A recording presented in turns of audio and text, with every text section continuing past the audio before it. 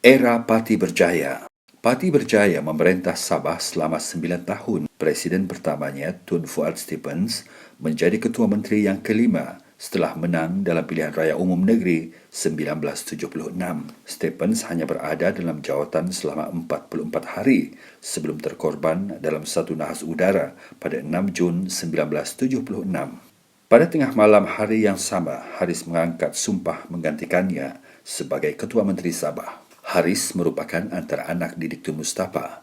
Namun, beliau jugalah yang merancang strategi menumbangkan Tun Mustapa dan Kerajaan USNO, mengulangi kebolehannya yang sebelum itu dipamerkan dengan menumbangkan Ketua Menteri yang pertama, Tun Stephens. Tersohor kerana tindakan dan keputusan kontroversinya sepanjang menjadi Ketua Menteri, Haris aktif berpolitik sejak zaman mudanya.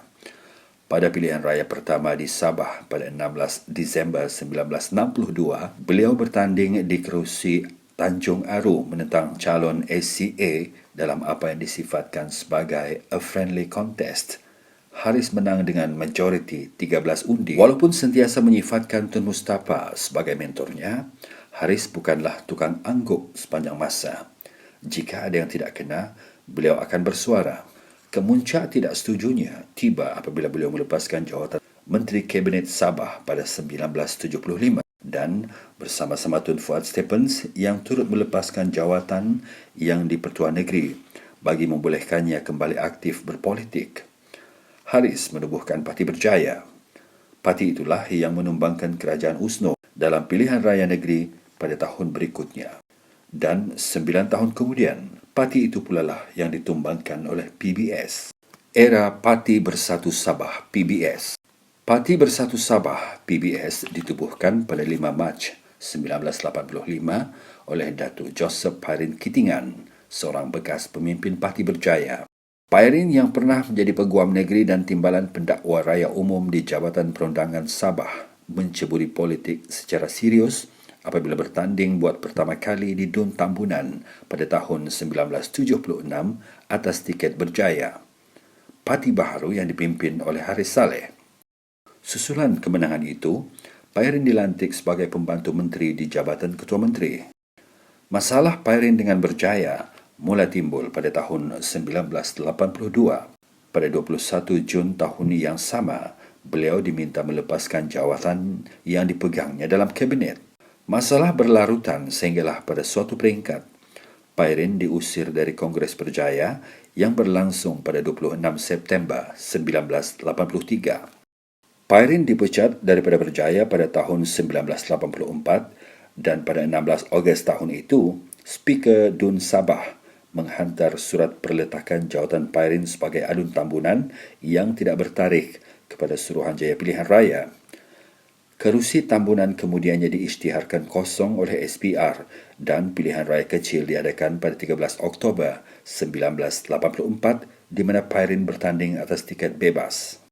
Bagaimanapun, 3 hari sebelum berlangsungnya pilihan raya kecil itu, Mahkamah Tinggi Borneo di Kota Kinabalu membuat keputusan menangguhkan pilihan raya kecil Dun Tambunan.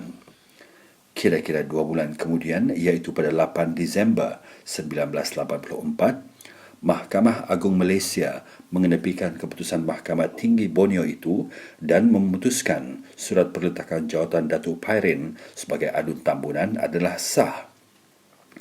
Susulan itu, pilihan raya kecil tersebut tetap diadakan pada 29 Disember, di mana Pairin yang terus bertanding atas tiket bebas mengekalkan kerusi tambunan. Kemenangan yang diperoleh oleh Pairin menjulang namanya. Beliau menjadi hero kepada kaum KDM, diberi gelaran Hu Guan Xiao atau pemimpin tertinggi KDM. Gelaran kedua diberikan selepas Donald Stevens. Pada 5 Mac 1985, Pairin menubuhkan Parti Bersatu Sabah (PBS). Pada pilihan raya negeri Sabah yang berlangsung pada 21 April 1985, PBS yang baru berusia 47 hari membuat pakatan sulit dengan USNO dan menewaskan Parti Berjaya yang hanya dapat mempertahankan 6 kerusi. PBS menang 25 kerusi, USNO 16 dan 1 bebas, iaitu Dun Moyok. Kemenangan itu melayakkan Pairin dan partinya memerintah Sabah. Tetapi laluannya tidak mudah kerana sejak awal lagi iaitu sehari selepas berlangsungnya pilihan raya negeri, wujud percubaan merebut kuasa apabila sekumpulan ahli politik berjaya dan USNO mendesak Tuan Yang Terutamanya di Pertuan Negeri Sabah, Tun Adnan Robert, melantik Tun Mustafa sebagai Ketua Menteri. Percubaan itu tidak berjaya. Akhirnya, Pairin juga yang dilantik sebagai Ketua Menteri Sabah yang ke-7. Bagaimanapun, untuk beberapa bulan berikutnya, banyak peristiwa berlaku yang menggugat kerajaan pimpinan Pairin.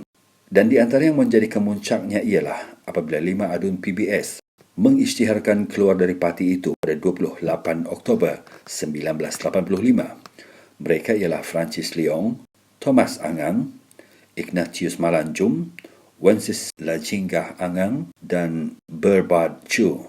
Satu insiden lain yang tidak kurang besar impaknya terhadap kerajaan pimpinan Pairin ialah perarakan hitam, sehingga mendorong polis terpaksa mengisytiharkan perintah berkurung.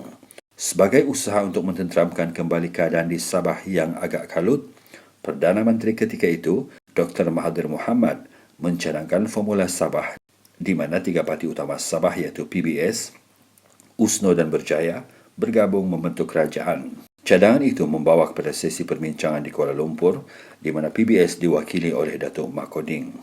Pada mulanya, persetujuan dicapai, tetapi apa yang berlaku ialah Pairin mengambil tindakan drastik, membubarkan DUN pada 26 Februari 1986. Dalam pilihan raya negeri Sabah yang diadakan sekali lagi pada 6 dan 7 Mei 1986, PBS pimpinan Pairin memenangi 34 kerusi dan mendapat majoriti 2/3 di DUN Sabah.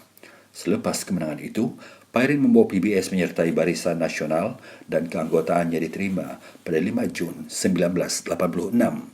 Pada pilihan raya negeri 1990, PBS sekali lagi menang besar dengan memperoleh 36 daripada 48 kerusi. Bagaimanapun, pada tahun yang sama, sehari sebelum penamaan calon pilihan raya Parlimen 1990, PBS bertindak keluar dari Barisan Nasional dan menyertai Angkatan Perpaduan Ummah APU.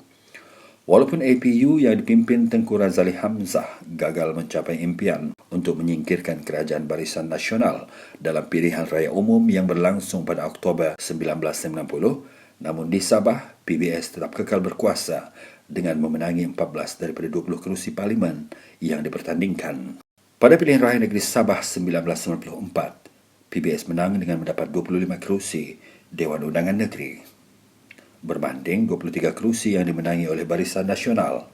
Namun, hanya 3 minggu selepas Pairin membentuk kerajaan baharu pimpinannya, 3 adun bertindak keluar PBS, lalu menyertai Parti Gabungan Barisan Nasional. Tindakan itu menyebabkan PBS hilang majoriti di DUN Sabah dan 5 hari berselang pada 17 Mac 1994, Pairin menyerahkan jawatan Ketua Menteri kepada Tan Sri Sakaran Dandai dari UMNO BN yang mengangkat sumpah sebagai Ketua Menteri Sabah yang ke-8.